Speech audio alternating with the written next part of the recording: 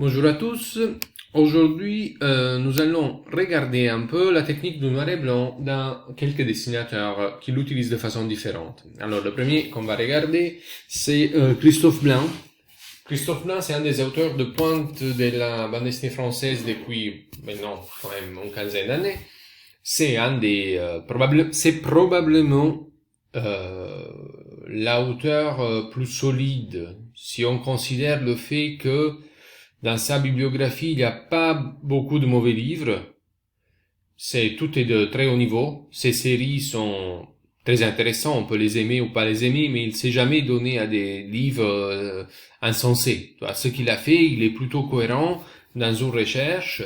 C'est quelqu'un qui a un vrai amour pour la bande dessinée, un vrai amour pour la narration. Et c'est par exemple la différence qu'il y a entre lui et Blatch, qui c'est un autre des plus importants dessinateurs français d'aujourd'hui, parce que Blatch, il a exploré le dessin, la peinture, de façon très, comment dire, régulière, alors que Blanc, il est vraiment pour la BD. Et certains de ses choix révèlent vraiment un amour, même pour le côté pop de la bande dessinée. On le remarque surtout par la palette graphique qu'il utilise, que c'est un clin d'œil souvent aux couleurs des BD de Maurice, ou des BD de Lucky Luke, ou des autres BD de son enfance. Donc des couleurs plutôt flèches, disons. Alors ça, c'est un crayonné d'Isaac le Pirate. Je vous montre Christophe Blanc, parce que Christophe Blanc, il a un noir et blanc qui est à la fois graphique, donc il fait des compositions avec des formes où la silhouette est parfaitement reconnaissable, mais il fait aussi des compositions très articulées en utilisant des niveaux de gris.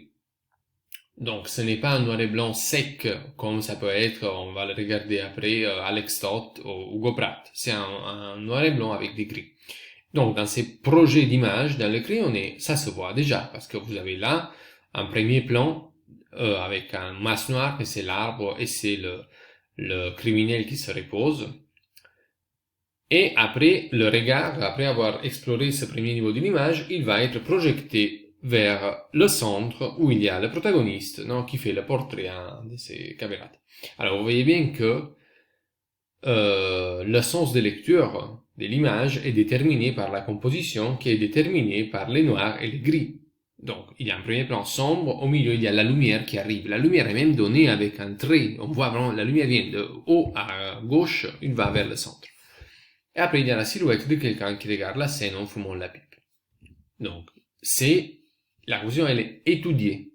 Mais en même temps, elle est extrêmement concentrée sur être efficace. C'est l'efficacité qui lui intéresse. Il part pas dans des délires graphiques. Tout ça a un sens. Le gris plus léger montre les arbres qui sont plus loin. Alors, une fois qu'il a mis le noir, après, ces images deviennent comme ça. Ça, c'est une case de Goose, sa série western. Le western, c'est une grande passion de Blanc. Alors là, vous voyez bien que, encore une fois, même s'il y a plein de détails et plein de gris, le regard, il est attiré immédiatement par le visage. D'abord de l'homme, qui c'est le point de lumière autour des éléments gris et noirs, et ensuite par le visage de la femme, qui c'est le point de lumière avec l'ombre noire qui va en diagonale. Alors vous voyez bien que les forces compositives de l'image, elles sont très nettes. Il y va pas, il y va fort, Blanc, sa composition géométrique, elle est très forte. C'est que le chapeau et l'ombre, c'est vraiment, il coupe en diagonale la scène, le visage de la femme en forme très nette, le sourire est un triangle blanc entouré de noir. L'expression de l'homme, il a vraiment le premier partie du visage, celle vers droite avec la lumière, et il y a une convergence de la perspective, parce qu'il y a la partie où on met les bagages, en haut à gauche, qui va vers le centre, et après il y a toute la masse des corps, avec les jambes au premier plan, qui après nous fait monter vers la tête. Alors tout ça c'est un cas c'est pas un cas d'action, c'est un cas relativement simple. Mais il est au point, lui, où il y a une grande cohérence. Non, il veut que toutes les cases, même une case simple comme ça, a une valeur formelle, soit beau, sans que pourtant alourdit la narration. Toi, il en fait pas trop. C'est l'équilibre qu'il a trouvé. Alors, la grisaille que vous voyez, c'est probablement, alors moi je connais pas Blanc, donc j'ai pas pu demander, mais c'est probablement un stylo plume, non, un stylo, comme vous dites en français, pinceau, pardon, un stylo, pinceau, non, plume, bon, je me souviens pas, le pentel, en tout cas, j'ai un trou de langue française, attends, je vais regarder. Et oui, c'est bien un stylo pinceau, c'est probablement le pinceau brush de la Pentel, celui-là, utilisé avec un peu de, pas trop d'encre, et le papier il doit pas être trop lisse, je suppose, mais là, les originaux, ça fait un moment que je ne les vois pas, parce il fait régulièrement des expos à la galerie Barbier Maton, je crois, c'est son galeriste. Alors après, quand il met la couleur, vous voyez comment il va avec la couleur.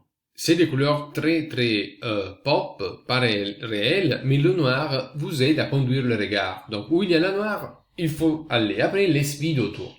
Parce qu'un des éléments de blanc sur lequel il est très fort, c'est la composition. Alors je vous montre.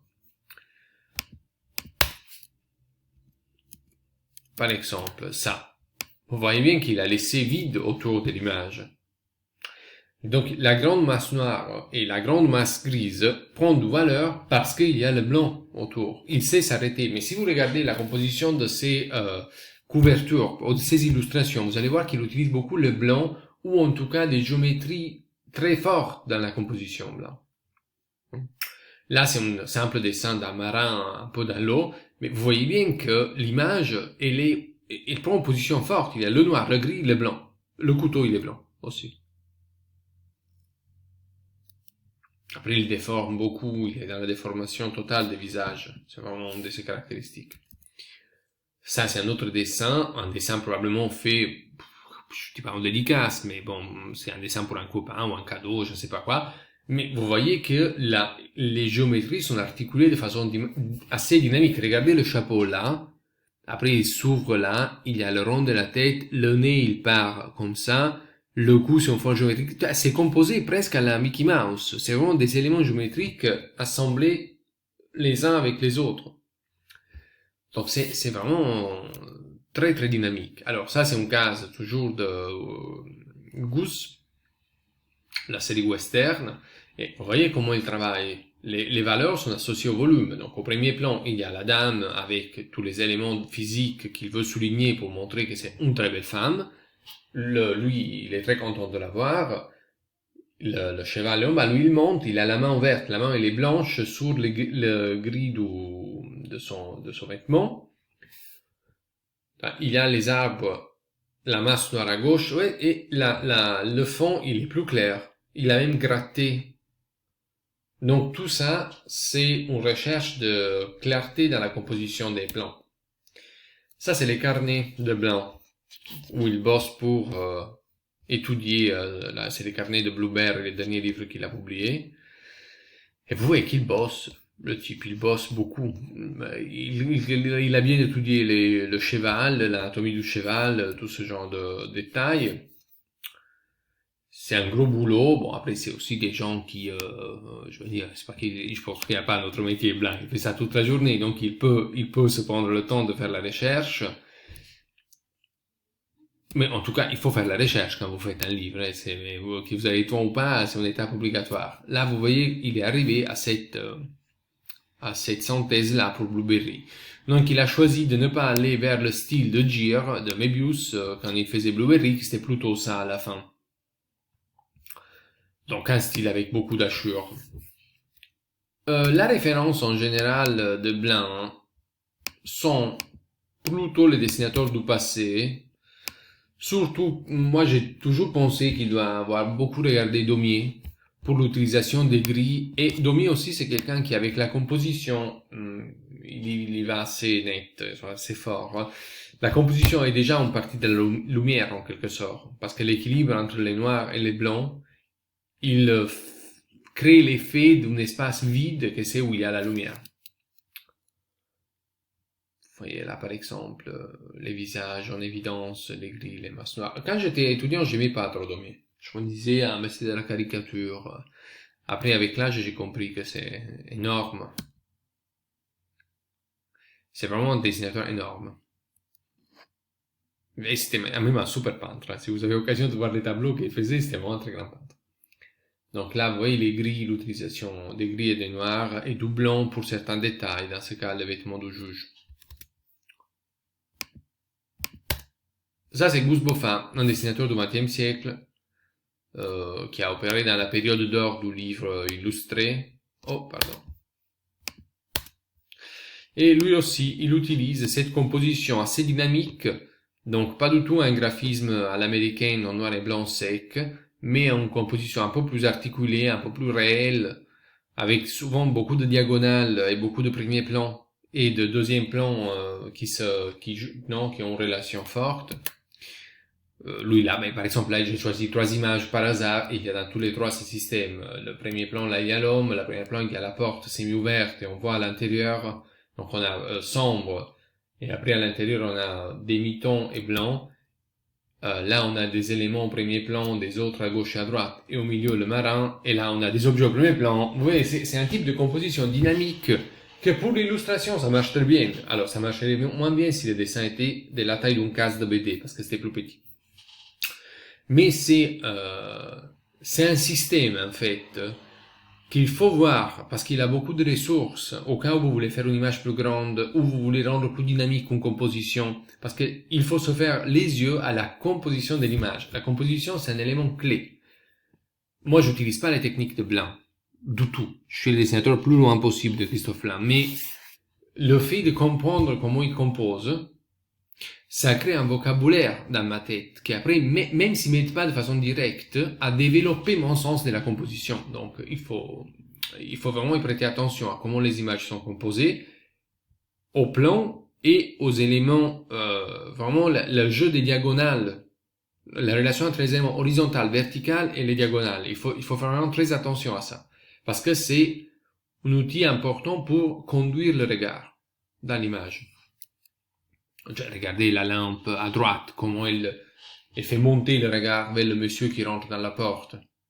C'est quand même... alors qu'il y a un espace plus mou avec la chaise dans l'angle de gauche. Donc ce genre de capacité de démonter l'image. Après, parfois, on se trompe au début. On la revoit un an après, on la voit de façon différente. Mais c'est pas grave, parce que c'est quand même une pratique qui demande du temps. Donc ça c'est blanc, et après maintenant je vous montre un exemple complètement différent, un exemple plutôt d'école américaine.